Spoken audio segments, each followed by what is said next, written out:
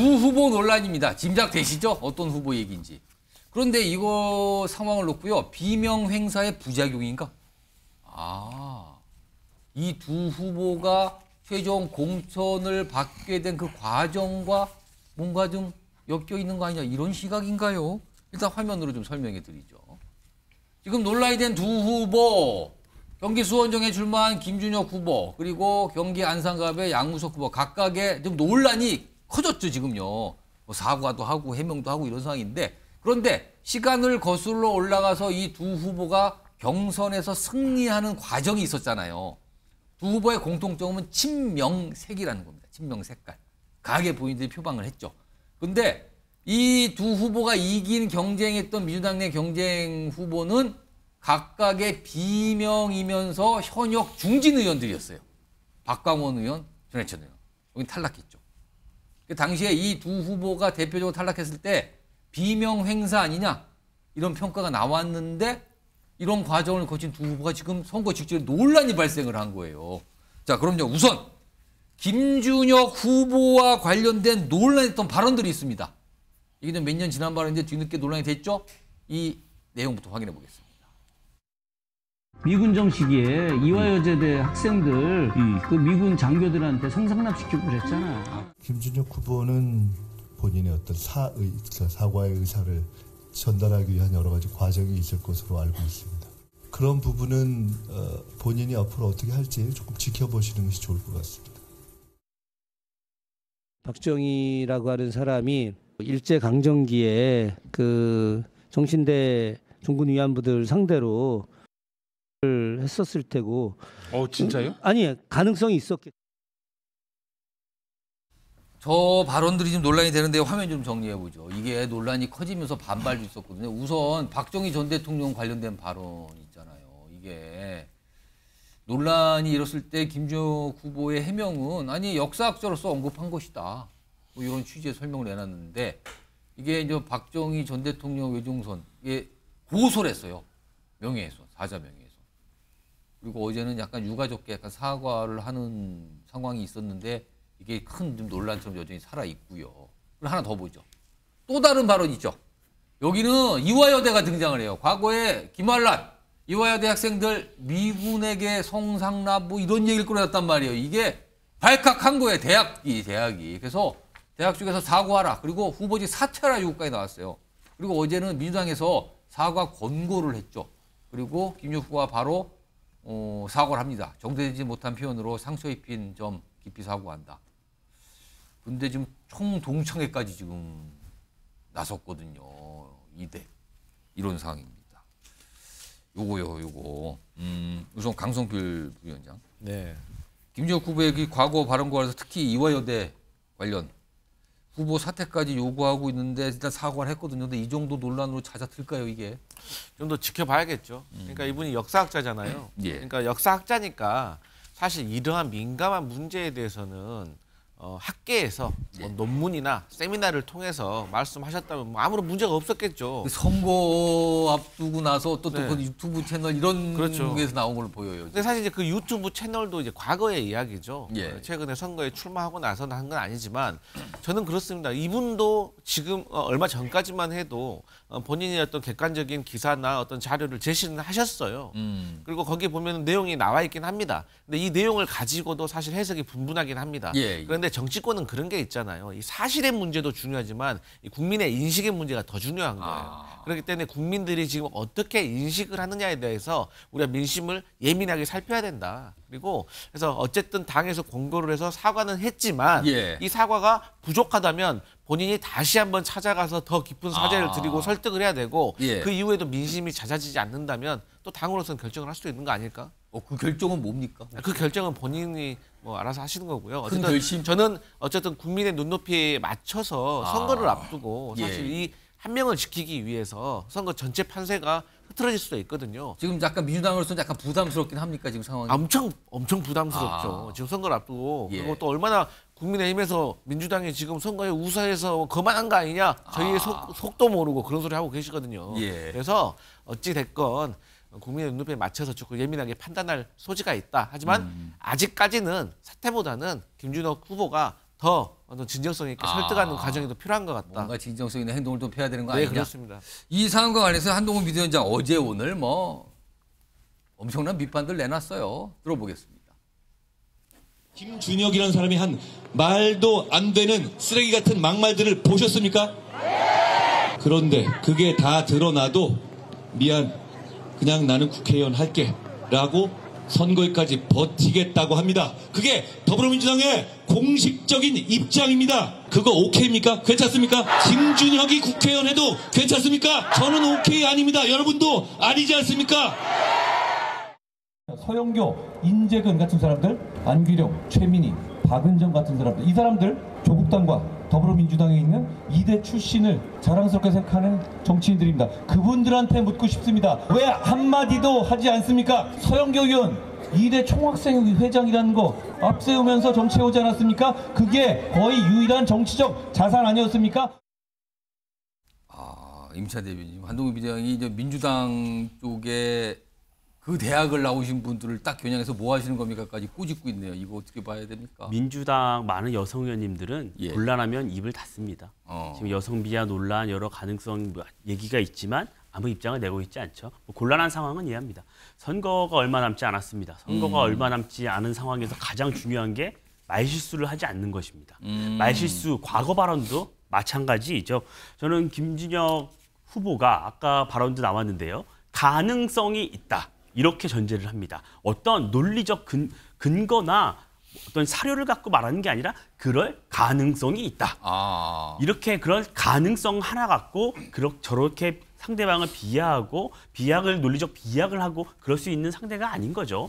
과거에 저분이 그냥 학자로 머물렀다면은 논란이 되지 않았을 겁니다. 예. 근데 공직 후보자가 된 겁니다. 공직 후보자가 되는 그 공천을 받는 과정에서 어떻게 받았느냐라는 질문이 있었을 때 그런 얘기가 제일 많이 나와요. 이재명 대표를 정조대왕에 비유하는 책을 쓰고 이렇게 찬양하는 그런 작업 때문에 공천을 받은 것 아니냐 하는 일각에서의 추측과 또 비판이 있는 것입니다. 예. 그러면 과연 왜 이런 검증이 소홀했겠느냐라는 것을 좀 생각을 해봐야 됩니다. 민주당에서 공천을 줄 때 검증을 하지 않습니까? 예. 재산 목록도 보고 유튜브 과거 발언도 봅니다. 여기서 너무 친명 후보이기 때문에 제대로 검증을 할 수 없었던 게 아니냐. 저는 민주당이 이 문제에 대해서 자꾸 그냥 함구하고 입장이 없는 듯이 본인의 사과 하나로 끝내려고 하고 있는데 저는 그렇게 해선 안 된다고 봅니다. 아무튼 지금 강성필 부위원장 잠깐 말씀하셨지만 이게 큰 부담이긴 하다 지금. 그래서 지켜보고 있다, 예의주시하고 있다. 약간 이런 말씀하셨는데 아까 처음 해봤던 화면 다시 한번 불러볼까요? 그때 김준혁 후보 얘기를 했죠. 근데 또 한 후보가 더 있죠. 양무석 후보입니다. 여기도 지금 논란이 있는데 우선 화면으로 좀 정리해 볼까요? 금감원, 뭐 성관이 이렇게 좀 뭐가 움직이고 있어요. 우선 화면 좀 보겠습니다. 양무석 후보는 지금 편법 대출 의혹 이거잖아요. 이제 금감원이 지금 이 새마을금고 검사 착수했다는 얘기도 나오고 있고요. 뭐 오늘 현장 검사한다는 얘기도 나오고 있고요. 그리고 이런 가운데 또 성관이는요. 양무석 후보가 후보 등록할 때 신고하잖아요. 재산. 이거 조금 들여다봐야 되는 거 아닙니까? 뭔가 이렇게 좀 이런 상황이거든요. 이런 상황에서 금감위원장 입장을 좀 낸 게 있습니다. 여기 보시면 일단 이거는 편법이 아니라 불법이다. 주택구입 목적으로 사업자 대출을 받았다면 이거는 편법이 아닙니다. 불법이죠. 그리고 회색 영역이 아니고 합법이냐 불법이냐 블랙과 화이트의 영역입니다. 이거 따져보겠습니다. 이런 상황에서 지금 속보가 하나 들어왔습니다. 내용 좀 하나 자막으로 좀 볼까요? 여기 보시면요. 지금 이 새마을금고잖아요. 대구 쪽에 있는 여기에서 민주당 양무석 후보 대출금 회수를 결정했답니다. 지금 11억 정도로 알려있는데 이거 회수하겠다는 거예요. 갚아야 되는 거잖아요. 그러면 뭔가 판단을 한 거네요, 지금요. 그 금고 쪽에서는. 지금 이런 속보까지 지금 들어오고 있는데요. 오늘 양무석 후보 지금 출마했잖아요. 이 경쟁 후보와 토론을 했는데 여기서도 이 얘기가 좀 나왔습니다. 들어보겠습니다. 그러면 지역구 뭐 판세 같은데 영향 줄 수도 있다는 지적 나오는데 어떻게 생각하세요? 엘리베이터. 그 아파트 파신다 그랬는데 언제쯤 지금 내놓으시고 파실 예정인가요? 재산 축소 신고 관련해서는 우리도 송관위에서 조사 들어갔다. 금감원 조사 이런 것들에 대해서 다시 한 번만 한 말씀만 좀.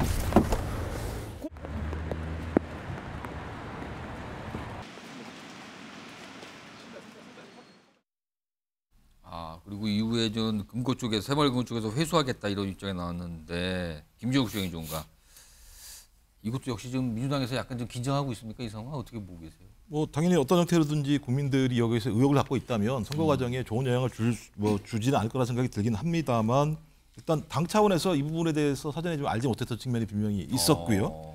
그다음에 개인이 다 대출을 받은 문제이기 때문에 이 문제는 양문석 후보가 국민들에게 한 유권자에게 설명을 해서 풀어간다는 얘기를 했었고 본인 양문석 후보 얘기는 본인은 이것이 예를 들면 위법이 아니라 편법을 알았다고 얘기를 본인은 이제 이해했다라고 얘기를 하는 거고 좋지 않은 내용들은 이 집을 팔아서 차액이 나오게 되면 사회에 환원하겠다 이런 얘기를 하면서 매각하겠다는 입장을 냈죠. 국민한테 이제 국민들한테 이런 부분을 얘기했었기 때문에 금감원장 얘기도 그런 거잖아요. 이프잖아요. 만약에 그렇다면 그건 불법이다고 얘기했기 때문에 편법이 아니고 불법일 수 있다. 그러니까 두 가지가 남아 있는 거죠. 그러니까 유권자들이 투표를 통해서 그것을 판단하는 문제 하나하고 사법적인 수사를 통해서 판단하는 두 가지 문제가 남아 있기 때문에 아직까지 어느 것이 사실인지 모르는 상황에서 어떤 특정한 상황 하나를 전제로 해서 그 후보에게 나가지 말라라고 얘기하기는 좀 아직까지는 어려운 조건에 있다라는 거 하나 하고요.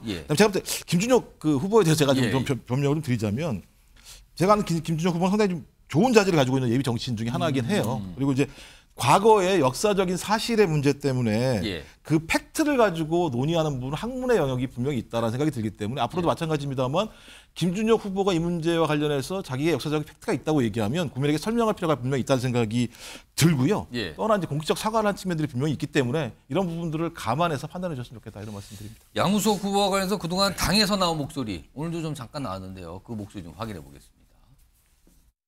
입장을 내지 않는 것이 아니라 이미 저희는 입장을 냈습니다. 여러 번.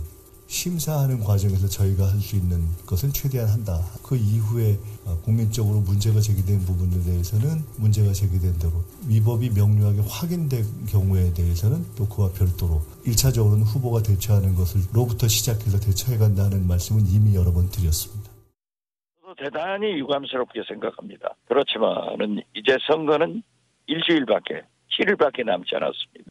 전쟁 중에는 장수를 바꿀 수 없고 우선순위가 총선하고 심판하고 그리고 본인들이 해명하고 만약 위법사항이 있다고 하면은 사법 조치를 받는 것이 타당하다. 진영 변호사, 그러니까 민주당 내에서 나오는 거는 사퇴 얘기까지는 아니고 일단 뭐 선거 얼마 안 남았으니까 본인이 뭐 판단을 받아야 되는 거 아니냐, 유권자의 판단을 받아야 되는 이런 입장인 것 같네요.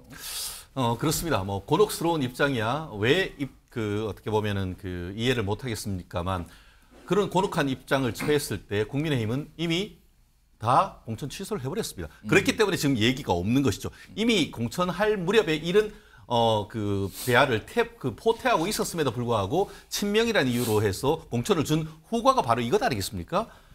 지금 양문석 후보 같은 경우에는 본인은 편법이지 합법이다라고 얘기했습니다만 오늘 어떻습니까? 한동훈 비대위원장이 얘기하는 것처럼 이거는 편법이 아니고 명확한 불법이다. 만약에 내 말이 잘못됐다고 하면 나를 허위사실 유포에 의한 공선법 위반으로 고소하라 했습니다만 아직까지 고소했다는 얘기가 없었습니다. 그것이 바로 입증되는 것이 바로 좀 전 속보 아니겠습니까? 새마을금고 입장. 새마을금고에서 왜 지금 대출을 회수하겠습니까? 실제 제 대법원 판례에 보면은 용도 사기와 관련해 가지고 사기가 된다고 명확한 판단을 하고 있습니다. 뭐냐면은 쓰고자 하는 용도를 제대로 고지했다고 하면 빌려주지 아니했었거나 아니면은 변제할 수 있는 방법에 대해서 제대로 고지를 했다고 하면은 돈을 빌려주지 않았을 거란 그런 관계가 인정되면은 그런 어떤 것을 속이고 대출을 요청했을 경우에는 명백하게 사기가 성립되고 더불어서 설령 담보를 제공했다 하더라도 사기를 성립되면 문제가 없다라고 한 판례가 명확하게 있습니다. 그렇기 때문에 이 사안은 뭐 어디에 간다 하더라도 민주당이 아니라고 한다고 하면은 다른 법조인들은 거의 100% 사기가 된다고 볼 가능성이 높죠. 알겠습니다. 강소연 부위원장. 네, 저는 양문석 후보 대출과 관련해서 잘못했죠, 민주당이. 그런데 이 부분은 좀 짚고 넘어가야 될 것 같아요.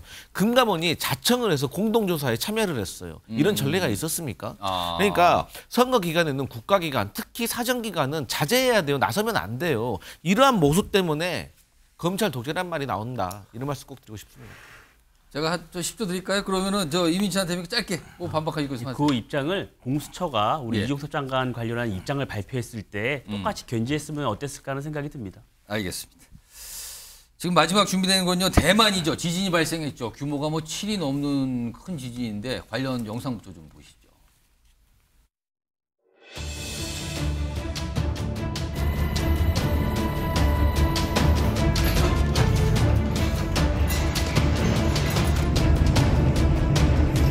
地震却让1时58分花莲发生瑞士规模7.2强震，它不仅严重倾斜，1楼还直接下陷。 자, 지금 대만에서 25년 만에 큰 지진이거든요. 진도가 7.4면은요. 이거 뭐 어마어마한 건데 건물이 무너졌어요. 통째로 지금. 그래서 피해자가 계속 발생하고 있는 상황인데요. 그나마 그래도 피해가 좀 덜하길 이렇게 좀 바라보겠습니다.